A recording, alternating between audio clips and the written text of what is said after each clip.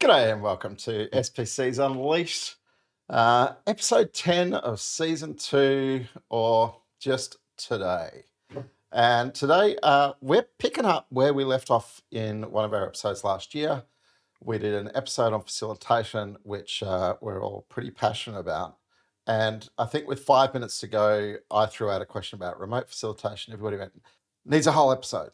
So we're back for a whole episode, and Ali's very excited because he thinks we're going to geek out about tools. So, Ali, over to you. Absolutely. Thank you. Thank you. And good morning, good afternoon, good evening, everybody. We're indeed going to talk about remote facilitation, which is, I think, a thing of sort of the reality. It's not even the new reality anymore. It's just the reality, heavily influenced by whatever happened in 2020. And whenever we talk about facilitation, I'm struggling. What does that mean? To facilitate. So I thought I'll open up Cambridge Dictionary because, that's what you do. Try to figure out what it means. Facilitation means, according to the Cambridge Dictionary, the process of making something possible or easier, which is a very broad statement. It's a very broad statement. So the process of making something possible or easier. Well, and throw that into the mix of remote coaching. I think that's what we're going to talk about a lot. And the tools that we use, but also the tricks that we use, sort of the habits that we have built by now. So we're going to talk a lot about that, which means it's a little bit different from how I think most people understand facilitation. I think for most people, and correct me if I'm wrong, gentlemen, for most people, facilitation is sort of a synonym to helping out, which Yes. I think is really, really bad. If the facilitator is not the secretary, making notes and just helping out. No, it's actually the process of making something possible or easier. So, what we're going to talk about is really how can we still do that while there is distance, while we're trying to do this in a digital format, and maybe even across multiple time zones. So, in this show, ladies and gentlemen, we're going to talk about the remote way of working, which is not new anymore. It's not really a hybrid way of working. I have no idea how to call it otherwise. Maybe it is a hybrid way of working. For some, it is really only remote way of working. In this episode, we really dive into that topic. So, for SPCs, coaches, and trainers, how can we do our work better while working through a screen, a microphone that is always muted, looking to some windows that should have a camera feed in them, but people have their camera feed turned off. But and how do we compete with the tyranny of Microsoft Teams and Slack and Outlook to sort of retain attention? So let's just directly dive into our true passions, special moments, surprises, and challenges. I'll start with you, Nico. What is for you your true passion, surprise? Yeah, while listening to you, one can think it should be common sense and should be possible and so easy, and still we are not mastering very well. Because what I think, or what it's passion for me, is to find out what the humans need. So you're talking about tools. It's not always about tools. It's also about how the brain works, how people works. And my passion is to design meetings the way that people stay energized, that they know it's a remote meeting, just mute me and do my home banking meanwhile or something else.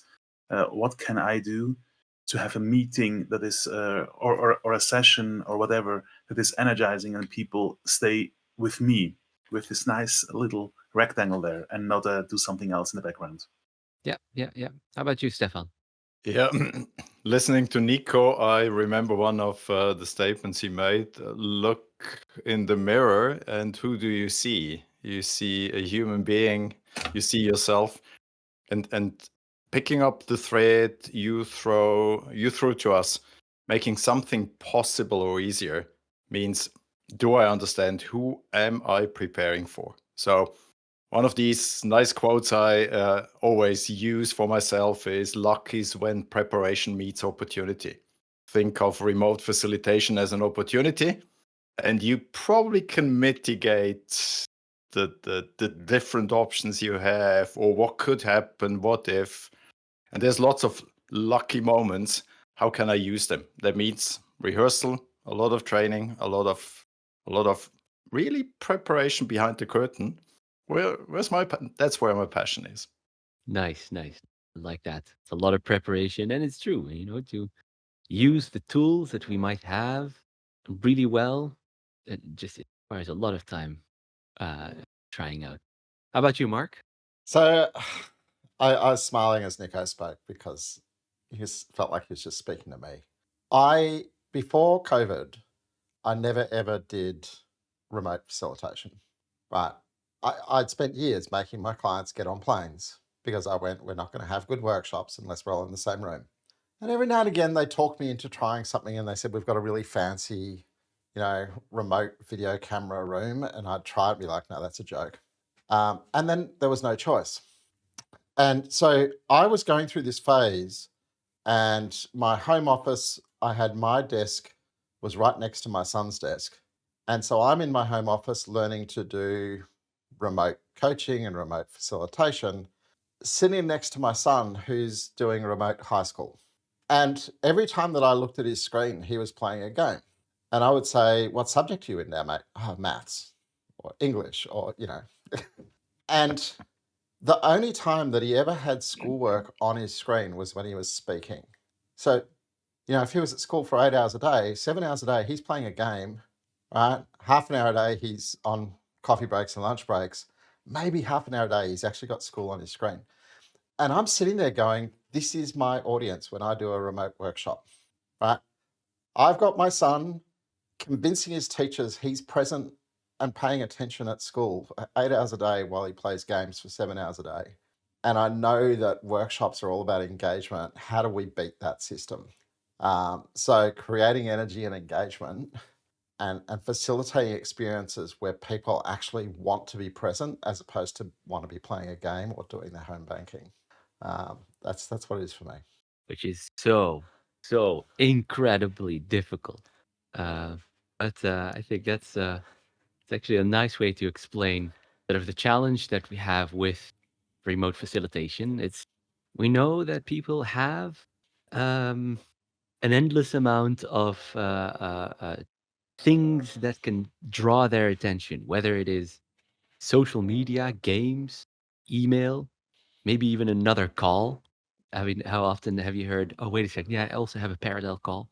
Um, it's really tough. So maybe let's just dive directly into exactly that topic. The topic of how do we make facilitation work? I'll start with you, Stefan. Yeah, interesting discussions already, and I'm smiling because the time I use to prepare courses and workshops that are remote nowadays, it's much more time I use, much more kind of calculating backwards. When should I start? Why is that? I can't just show up virtually and hold a course. I need an intentional design. I need to know who am I working for. So we teach customer centricity and personas, but ourselves as trainers and teachers, we sometimes miss that, right? So who am I working for? And therefore having tools, and we might come back to that one, that allow me to adapt as fast as possible. I have to invest in myself. Mark, you were talking from my heart, right? Comes March 13th, 2020, I was at Porsche. They closed down the factories. They closed down the offices. We had to go home. And we were preparing a PI planning. And now we had to train ourselves. We had to put effort into our skills and tools.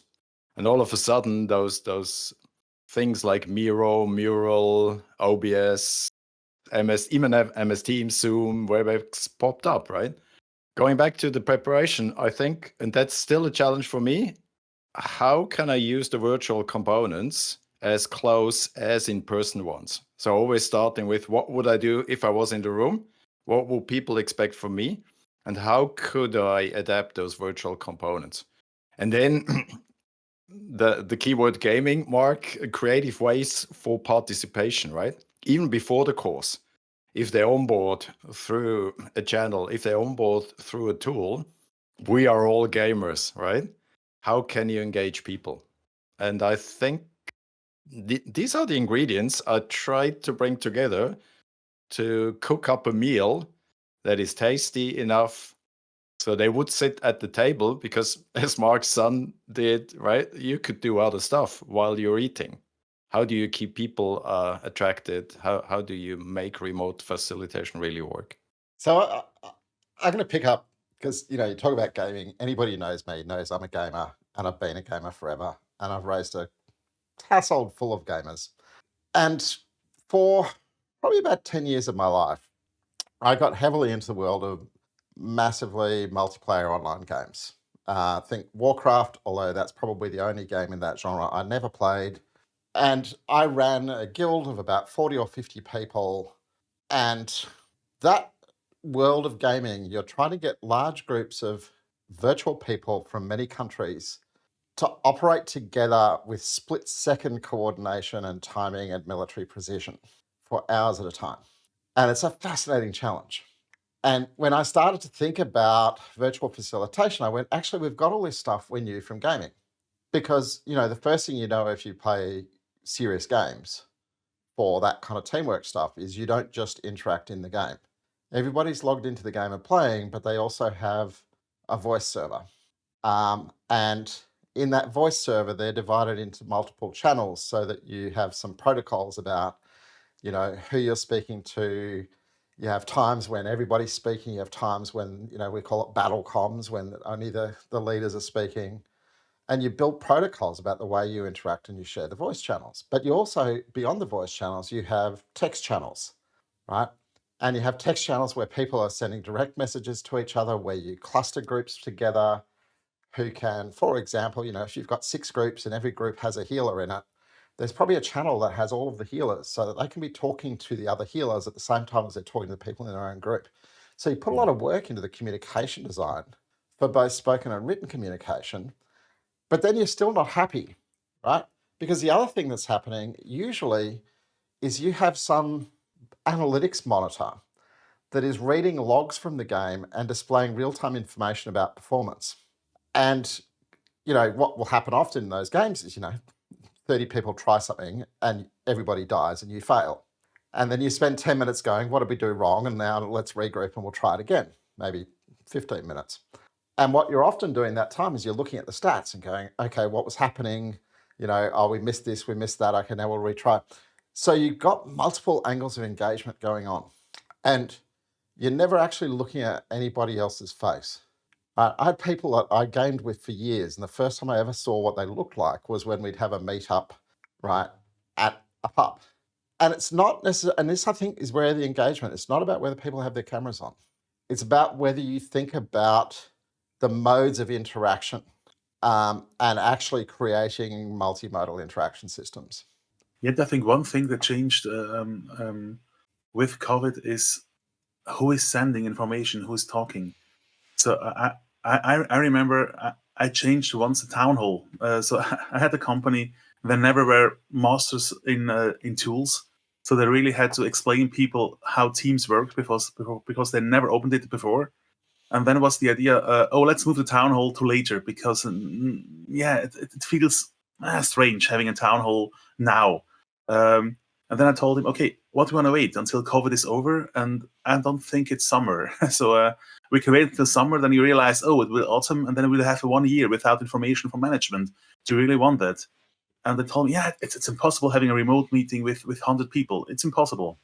And by the way, it is impossible the way you're doing it on site. So if you put somebody on stage and have 99 listeners, you can imagine what happened. And what we changed was the amount of participation. Who is doing the work? Who is talking? And I remember I told to the C-level person, I think it was a CTO, he has only 10 minutes in this 3 hours workshop to talk. And the rest is grouping together, breakout sessions, summarizing things, let people work and talk. And he was completely uncomfortable because usually, he talks around half the time in this morning. and it was a huge success. And he realized, oh, we have to do more and more about it. So it's really about what do people need to be there focused, and mostly this let them work too. So I remember when so our implementing safe trainings during COVID were always 1 day longer than the normal ones, because more breaks, more exercises, changing, and implementing safe, it's more much information, 4 days long. Here it is, more and more and more, and we change it a lot. And I remember once an older consultant done his SPC telling to us, so this SPC class, I think it will never work on site. And it was a cool compliment to realize, okay, we changed it so much he cannot see how this works on site, because it was a lot of fun gaming. It was a lot of tools only at the end, but using them all.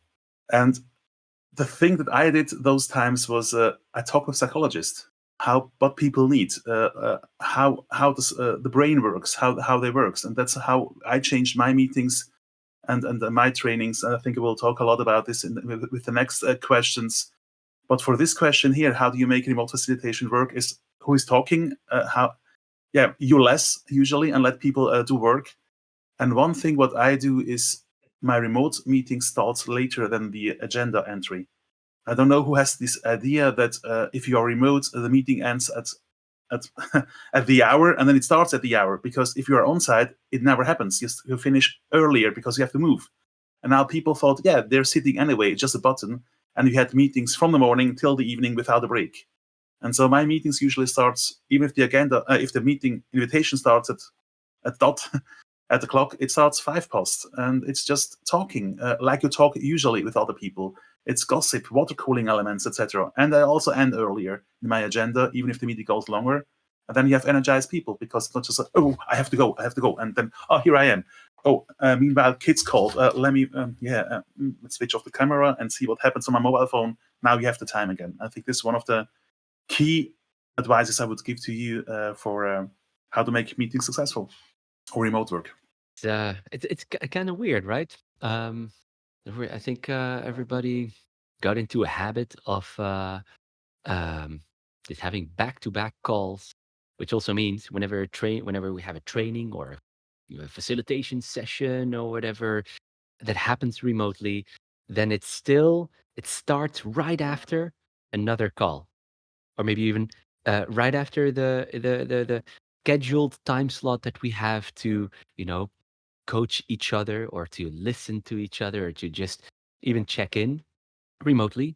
Right after that time slot in our agendas, there will be another one. There will be another time slot, which basically means like, oh, I'm sorry, yeah, we have a really good conversation, but by the way, I need to go. Bye. Or I'm already late. Yeah.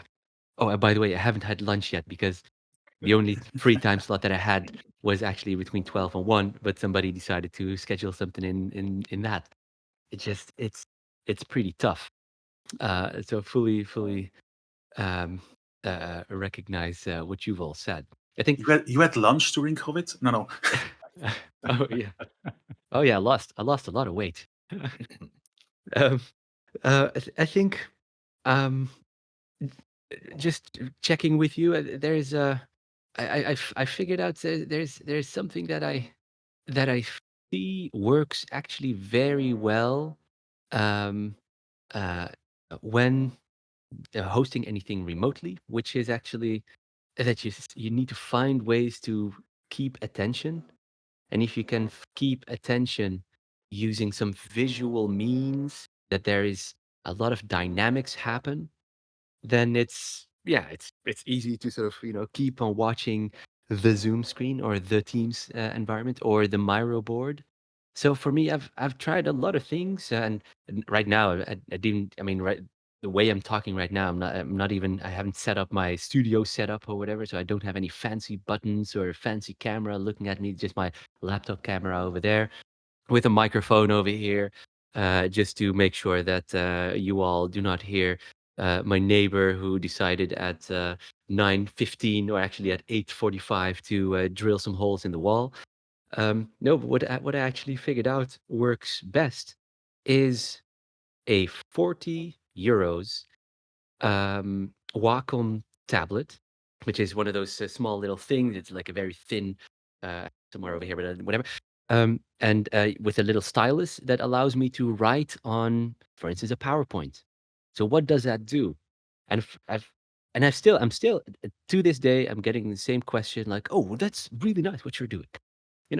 You're presenting something, or you have a Miro board open or whatever, but then with that Wacom tablet, you can draw arrows while you're talking, or circle something, or you can draw something on the screen. So for whomever is listening or watching, or just working with you, there's much more happening. It's like as if you're pointing at things on a whiteboard with your finger, or you're pointing at things on a screen, as if you're standing together with that person in a room with a screen.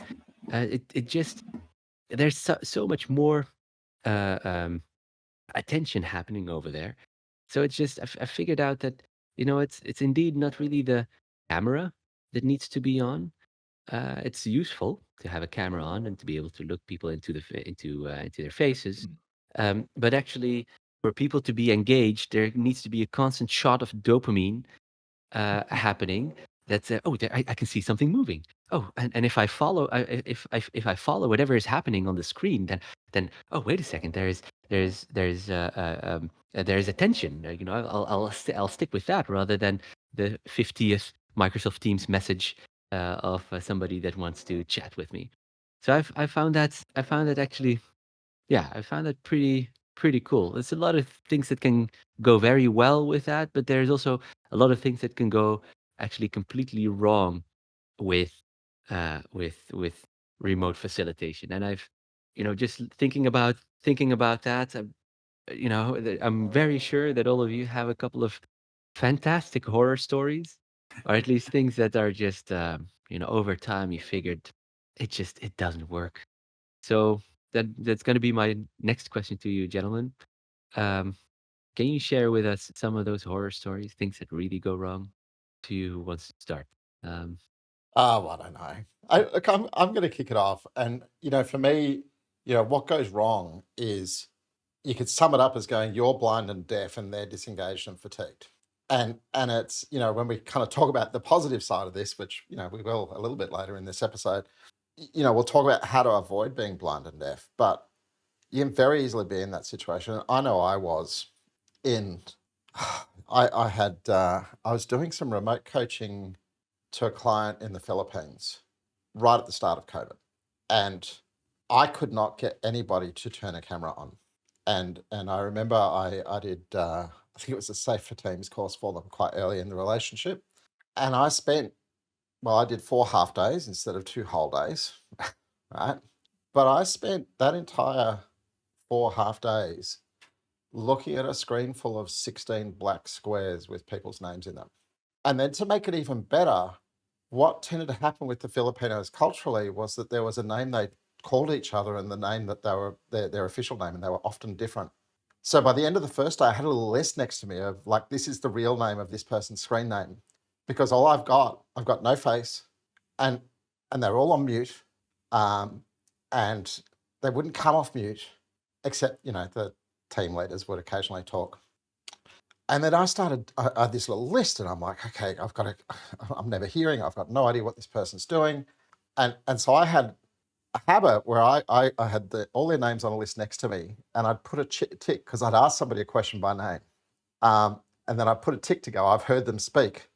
And I'd cycle my way through the list to go, triggering people to speak. But then what would happen would be, very clever. that they'd speak, and they'd be all apologetic, going, I'm sorry about all the background noise. And you would hear craziness, because these people are in these houses in, all these chickens going crazy in the background, and motorcycles and kids TV, and they're trying to, man, that was a very, very intense few days. oh, I can imagine. And that was, learning to deal with the fact, you were just going to have a whole bunch of people who wouldn't turn the camera on. Or, on the flip side, you get that little small intimate conversation where you think it should be, there's 4 of you on the call, but everybody's raising their hand when they want to talk. So you never get any flow of conversation. because nobody actually speaks in the moment. They all speak when their hand has been recognized. And then they, start speaking and remember that they're still on mute, and they take, just madness. So yeah, there's my horror stories for you.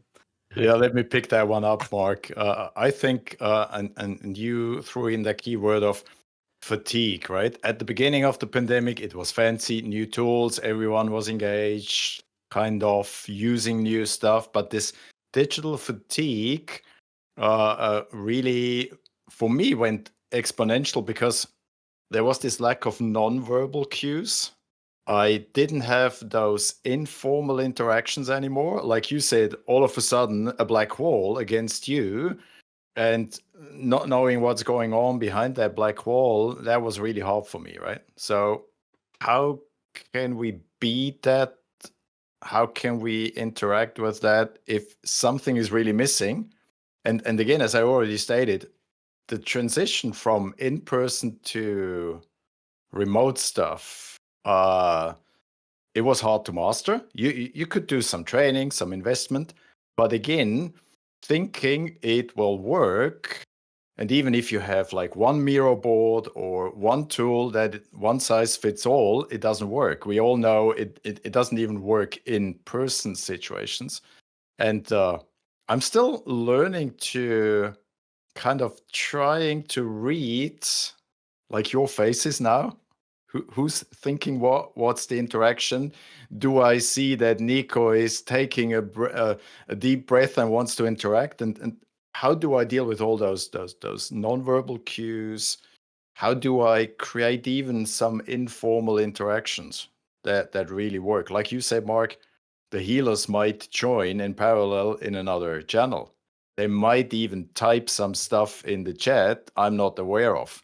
All fine as long as we can stay focused, as long as we can convey the information, convey the focus and the purpose that we have, and really create a community for a certain time that interacts, no matter what tools you're using, no matter what perhaps some constraints you have.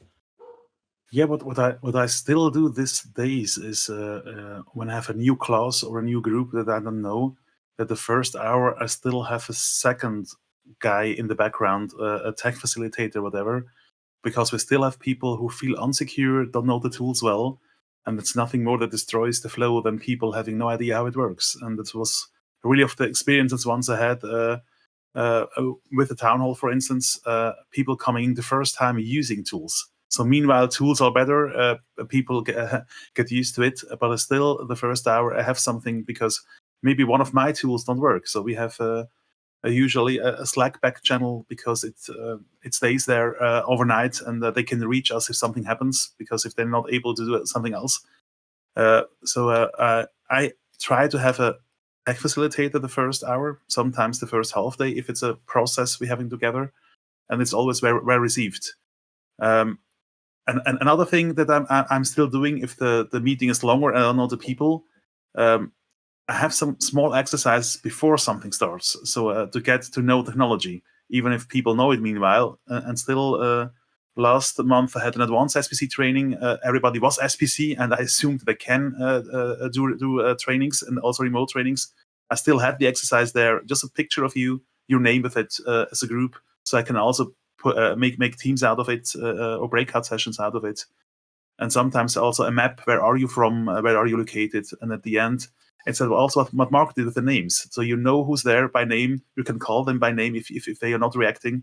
You also have a table, what is your goal, what is your background? And then if you realize I want to talk about this, you can say, hey, Mark, you have a gaming background. You're really a freak there or a geek there.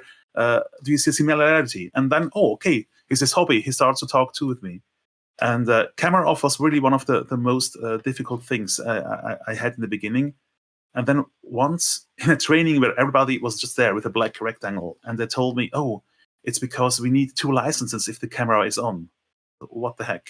I don't know if WebEx really does it that way, but they really told them if you have the camera on, we need more licenses, and we don't have so much because Corona is new.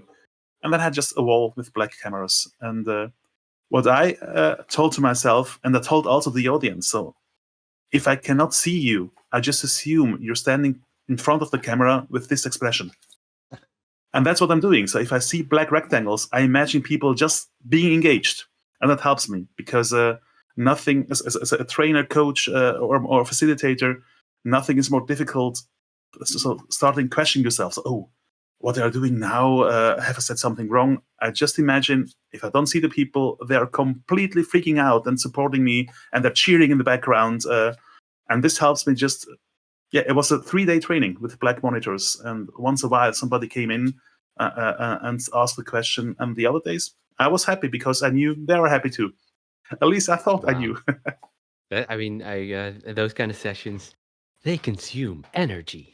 Oh, Yes. They consume energy, and it's right. It's 2025 at the moment. COVID started in 2020, so right now we're about almost 5 years after sort of the initial forced remote work moment. So the thing is, um, I've been in the exact same situation as what you just mentioned, Nico. The difficulties of getting engagement, Mark, which you've mentioned. There's a little bit of a cultural aspect as well. Where if you have a large call, so a large group of people, that the team leader would speak first, and the rest not, or where you interact with people that are from environments, from cities, where being at home is just intensely chaotic. There's like an endless amount of car honking in the background and noise in the background, which is, I fully understand why they're fleeing their homes to go to office, and they're happy to sit for 1.5 hours in traffic jam just to be in office, just for a little bit of chill time. Fully understand. So my sort of I've tried a lot of things with these remote trainings or remote sessions actually, and I completely also overdone it, because I remember when remote working became a thing. I drew inspiration from radio DJs, because radio DJs. So that is, if you're just in a car and you turn on your FM radio, then you would hear a radio DJ. And a radio DJ has the ability to speak into one direction, but then just completely sort of be able to keep the attention, which also means you need to speak a little bit for you, play with your voice. You need to play with a little bit of audio noises, sort of sound bites. You need to not speak too long, so you need to switch over to somebody else. That requires a lot of preparation. So you need to already have queued up quite a few topics, or quite a few sound bites, or quite a few, and now we're going to change to our correspondent in Sydney, and so forth, right? So just to keep interaction. Um, and with that, I thought with myself, you know what, there is a way to be able to really stay in the lead of the conversation, um, and then add to that ways to draw the attention of people. In a second I'll show you. I'll mention a trick that I use a lot, which is called the Wheel of Names. It's a free tool, can be found online. It's just wheelofnames.com, I think. Just you add your names in it, and it spins randomly.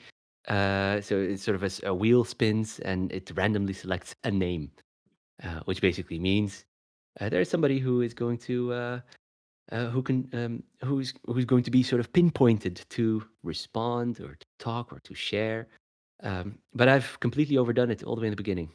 Oh, you don't want to know, really. The initial sort of few either trainings or workshops, they were completely plastered with sound bites and Super Mario bites and whatsoever. I completely overdone it, and people just eventually, after a while, just got sick and tired of it.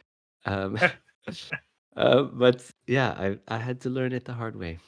I really You're had to my learn it the hard brother. way. You're my brother.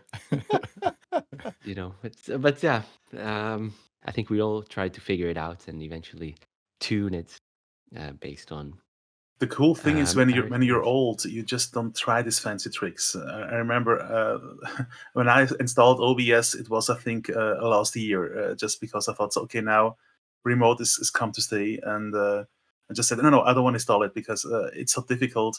Meanwhile, my son did it in 1 hour, so no, I cannot take a 1 day off to install this thing. It's too complicated. But yeah. Well, but then Yeah, but Nico, if I just what kind of tricks did you use then for at least setting up engaging sessions remotely? It's really thinking what we can do that people can start participating. So the whole jiggle thing is one of those things we are doing now at this session. Is really thinking what for stupid questions can we ask the people start doing something, not just listening. So going away from listening to be participating. And my tip to the audience would be just be crazy. It will never received as crazy from the other part. So I remember once in a training, my co-trainer told me, I think we're losing the participants. It's now the third day and the energy is going down. And then I thought, okay, do you have a small ball? And she said, yeah, I have. Then I told her, glue it on top of your camera. And she just did it because she knew I'm crazy, but she was crazy too. And then when they come back, I just throw the ball. So I just said something and said, so having the ball in my hand, I'm playing around. So, okay, my takeaway of these 2.5 days and this exercise is this and that. Hey, co-trainer, how's it with you? And then I throw the ball into my camera and she just, oh, okay. And then played around with the ball. And people just starting laughing, energy went up again. And then she did something crazy. She threw the ball again in the camera and called the participants. So, Ollie, how's about you? And then somehow he took the black ball and said, yeah, he lives in the Ruhrgebiet. There's a lot of coal. And that's why now the black is the ball is now black because the whole internet is full of coal. And then everybody laughed again. And then he just threw it again. And then we had an orange, a cream or whatever was on the desk. And then we had energy again. So sometimes just be crazy. Be crazy. Talking about craziness, how about let's say going to our jingle, which again, Nico, you've surprised us. I have no idea how you come up with this kind of stuff. But so if remote facilitation is a dance, which dance would it be? I'll start with you, Stefan. I picked up the tango. If you look at the tango, it really looks highly technical. There's a lot of good stuff. I'm amazed if I look at the pair doing a tango. It's this mutual responsiveness. They are close, but still there's a distance, right? So, and there's always a clear leadership. And it's not only the man, it could be the woman influencing the leader as well. And good pairs, they have a lot of improvisation, but that's based on they rehearsed it, they have patterns, they have moves, and bringing that together into this melting pot on the stage or on the floor, it's amazing, right? So for me, the tango is probably the dance that shows what remote facilitation should or could be. Nice, a little bit of romance and tension, but also distance. It's mysterious. How about you, Mark? Well, ChatGPT to the rescue as always. But it took me to a really interesting place, which was Helen Keller's ballroom dance. So if you're not familiar with Helen Keller, and I'll get Nico to add to this story in a second, but if you're not familiar with Helen Keller, right, she was blind and she was deaf, but she learned to dance by feeling vibration and physical cues. And for me, so much, and my ChatGPT prompt was, "What's a dance that's good if you're blind and deaf?" Because that's the way I felt when I started virtual facilitation. But when I shared where I was going with this, Nico added a story. So Nico, did you want to add a little bit to Helen Keller? Yeah, last year we've been to Nashville with my family, and we stopped in Washington.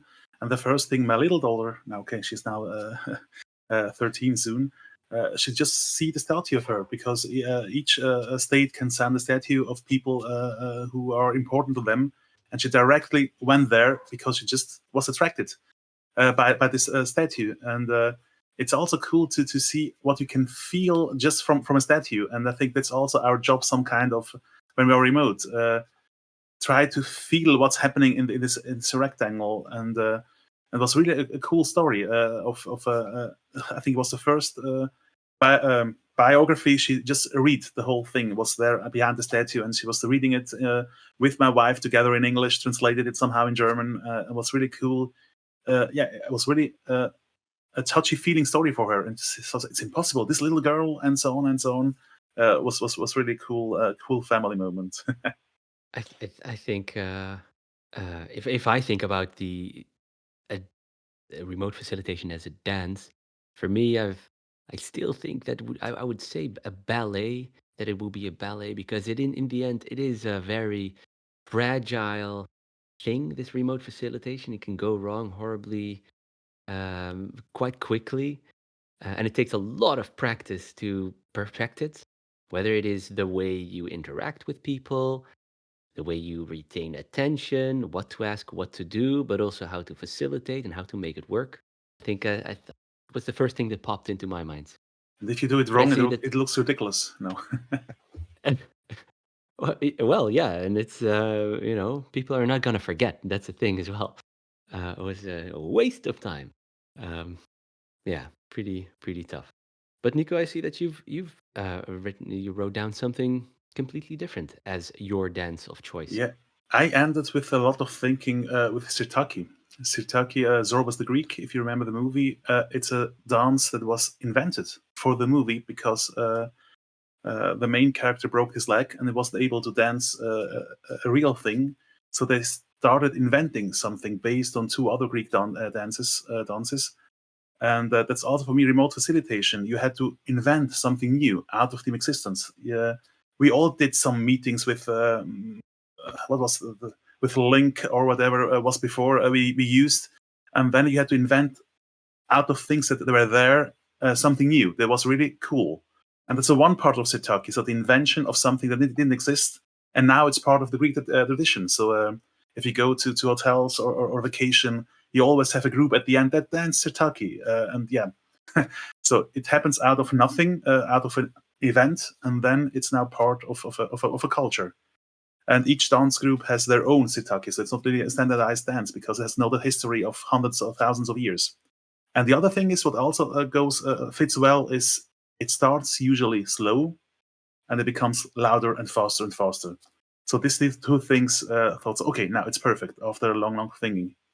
And then I told my wife, and she told me, yeah, of course, you're Greek. Of course, you have to use it's a Greek song. Then I followed the history. But she told me, yeah, for her, it's so clearly the Charleston. So Charleston is a dance you do a lot of like comics. So it's always like clowns dancing. And she said, yeah, for her, it's Charleston because you have fixed elements, and it must be entertaining anyway. And I think this is also what a remote facilitation is. You have some fixed elements, and it has to be entertaining. That's a very creative one. That's actually a very nice one. But hey, man, you blew something out of the park for me because I didn't know Sirtaki was just invented for a movie. I thought it was like embedded in Greek tradition and for families and for certain types of parties. But okay. Good storyteller. Good storytellers, the Greek, huh? Yeah. You always think it has to be a huge addition, but it's just invented. All kind of tricks and ways to engage. Stephan, I haven't heard you about what your tricks are to, let's say, facilitate remote events. Let me pick up the analogies of our jiggles of dances, right? And I'm using constantly a generic trick, not a specific one. As I said during the introduction, do you know your context? Do you know the people you have? And for marketing geeks and experts, I've learned this AIDA acronym: attention, interest, desire, action. So whatever I do, I try to follow those four words. Like, we had a dog and a cat. How do you get the attention of a dog and a cat? You throw food on the floor, or it falls on the floor. And then sometimes the dog has an interest, or the cat, depending on are they already fed up or not. And then the desire to catch that, you have to move, right? So, and they go into action. The question again for me is how do I design that? And that's my trick. And as Nico said, the Sirtaki was created on the go, right?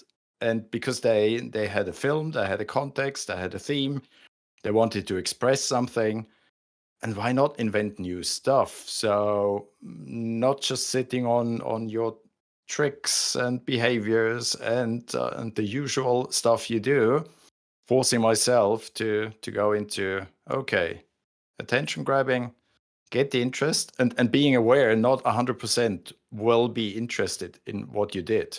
You get the attention, but some will still be sitting. But in the end, how do you get into action? How do you create this intrinsic motivation? They get a desire to do something. And yeah, that's for me the little secret sauce I'm trying to use and using when doing facilitation of remote context. I'm going to take us a You can completely remember different that one. way than sophisticated acronyms. I think for me, the first bit is build people's comfort in the tools. And it's maybe back to your comment, Ali, about getting too fancy. Is, if you think about, let's say you've got a 2-day, a 3-day course, and you're getting people to use a tool, and, is it Miro, is it Mural, is it Collaborate, who knows, right?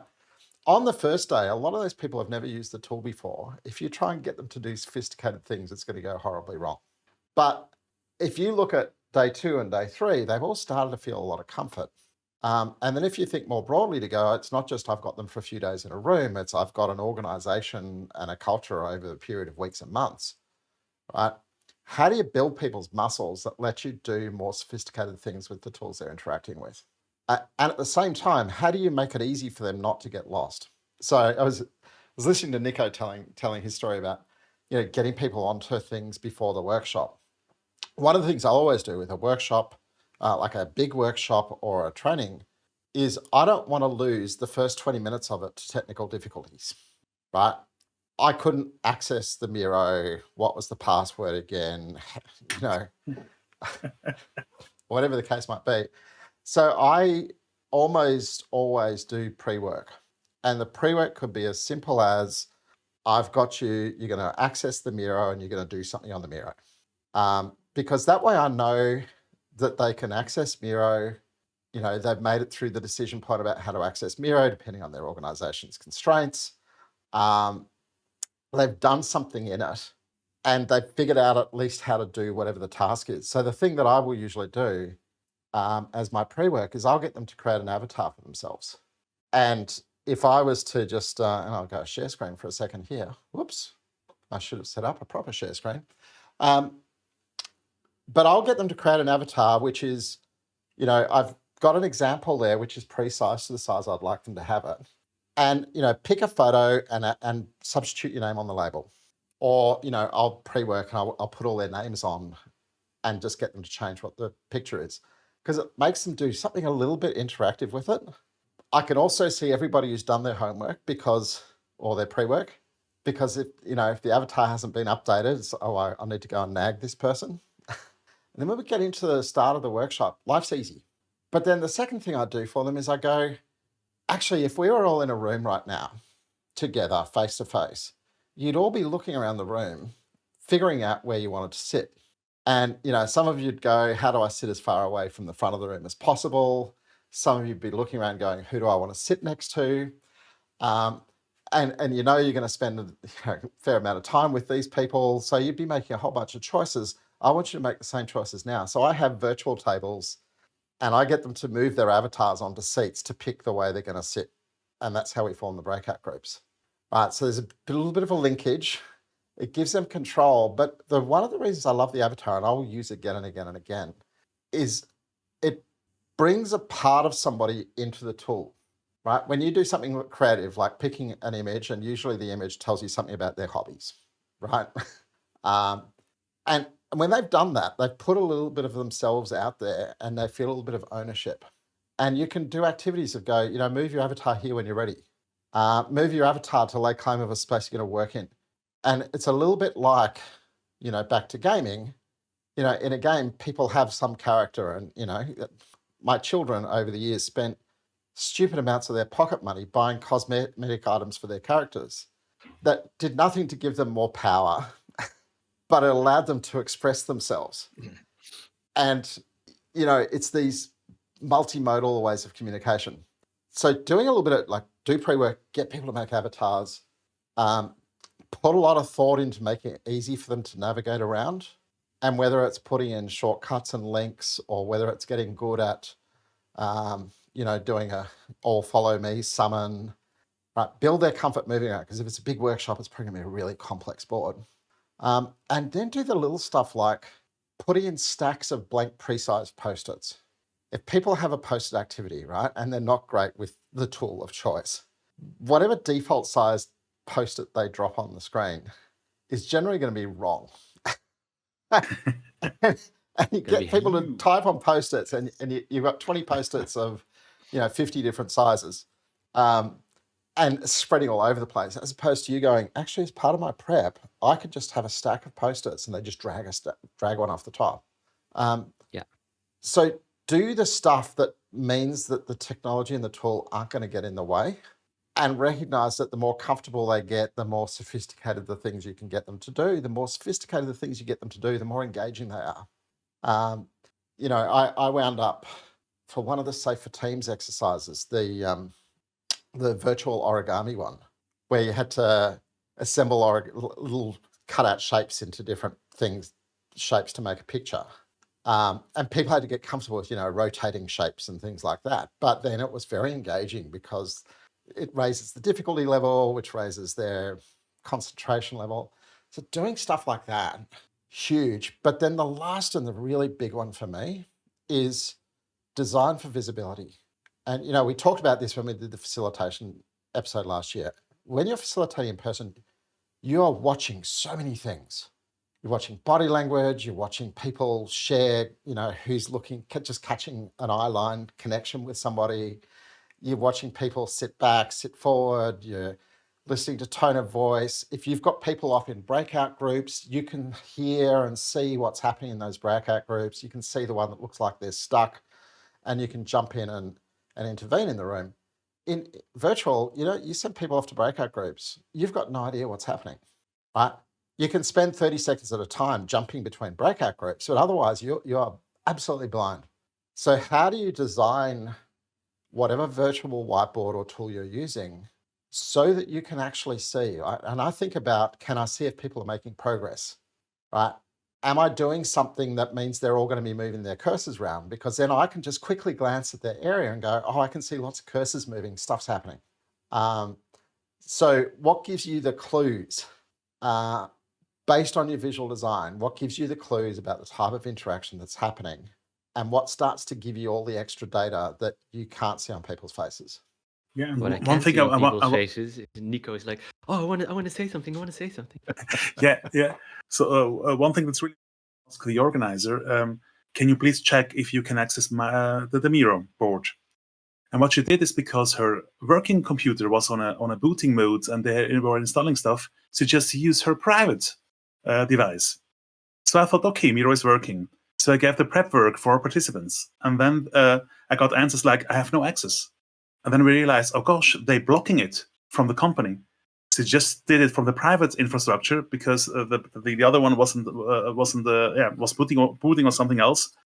And then I realized, oh gosh, what would have happened? Imagine you had no pre-work and you think Miro is working, and then you want to start your workshop and nothing goes. So that's why the pre-work, it's really, really important.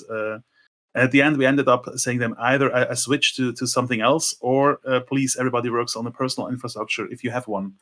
So I was so happy having this one day ahead, this notice that I thought Miro is working, because just, she wanted to be quick and did it just on the private laptop. Preparation. Takes a lot of time, very difficult. Oh, go ahead. I'm going to hog the mic for just a little bit more second, right? Because while Nico was speaking, it's like, I'll fix the thing I messed up with my screen share. Just to give you a clue, right, about visual design. Mm-hmm. I now have what's on screen is the Miro that we run these live streams with. And yes, this Miro collects information, but what it also does is it has a whole bunch of invisible signals to each other. So if Nico wanted to talk right now, he's got a little post-it that he could pick up and he could wave around and go, hey, I want the talk. And we don't have to look for a hand wave, and we don't have to wait for him to jump in. And, if we kept a recording of this thing is in constant motion all the way through the conversation so that we can be communicating with each other. And, somebody's made a decision that the next topic was going to be, what tools do you use for remote facilitation? Somebody stuck an X there going, no, we're not going there. So thinking about what you can be looking at that augments your conversation in the way you approach a visual design, hugely important. Yeah, indeed. And I think there's a lot of trial, also in our case, there's a lot of trial and error that went into it. We tweak it a bit. It's a tool that we all use, means that everyone uses it slightly differently. But we get to sort of do a good a good mode. A good mode that if for whomever has been watching this video feed, Nico has a good mode for sort of interacting with his video audiences with a small little ticket that said that you're frozen. What is not frozen, however, but maybe you should be frozen in time, is our one key takeaway. So Nico, you know what? That's something that you haven't prepared yet, but I'm going to ask you the question anyways. If you just think about what we've talked about in the last hour, what would be your key takeaway? Sorry, I was playing with my cards. I have also next to Elmo the sumo, which means shut up, move on. If the Elmo doesn't work, so what is my one takeaway? It's always empathy. It's not only the tools you having like sumo, like Zoom, like Miro. It's also your heart. So use also your heart, empathy. Thanks a lot, Mark. How about you? One key Look, takeaway. It's double your prep time, but also play with tools that make your life easier when you're in the workshop or in the moment, right? And things like a Stream Deck or OBS, that, they're both tools I encountered to learn to live stream. I use them in every workshop now. They just make so much easier for me so that I can focus on the conversation and the engagement, not on what button is meant to be getting pushed next. Nice. Yeah, thank you, Stephan. Mine is just playing in what we heard from Mark. Learn and practice dancing before you attend the competition. And if you attend the competition, have fun. Nice. I think I had the same. Try out tools, make them idiot-proof. The visual cues, the visual support, it's really helpful. But you'll have to spend the time. And with that, we're going to spend some more time in our next episode together, which will be hosted by Stephan, in which we're going to talk about the dual operating system. Big topic for anyone who's been working with SAFe. A little bit more than just giving training. It's like easy to say, hard to do, right? Exactly. And speaking of our next episode, when we were wrapping up last week, we got ourselves in all kinds of confusion over dates because we thought we weren't on this week, and then we were on. And then we thought we're not on next week, but actually we're not on for the next 2 weeks because I realized, actually while we were in the show and before I had time to tell the guys, that I'm out on Saturday week because my eldest daughter's getting married. So I've got a good excuse for not being home to host. Oh, very cool. Is there a live stream? There may be some great dancing. Is there a Miro board for it? So are you prepared? No, sorry. I've got a speech to write. We will see you in 3 weeks. And, you can hold your breath because we have all the answers for how to make the dual operating system work. Well, we wish we did, but we got some answers. Until then. Adios.